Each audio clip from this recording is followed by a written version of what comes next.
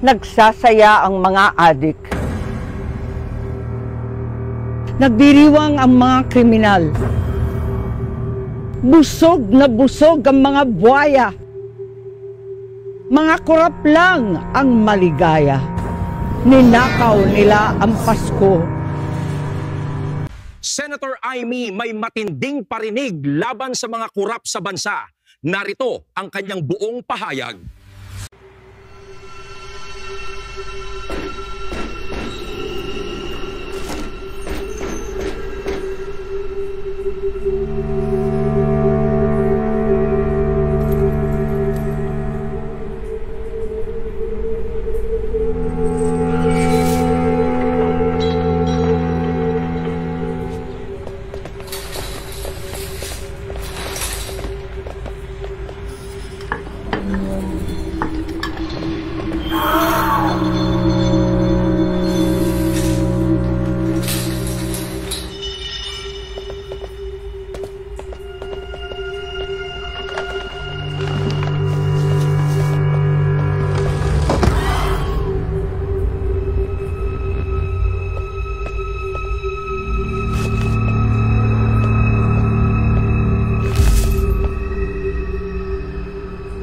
Nagsasaya ang mga adik.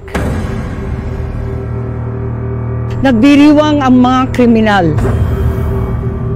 Busog na busog ang mga buwaya. Mga kurap lang ang maligaya. Ninakaw nila ang Pasko.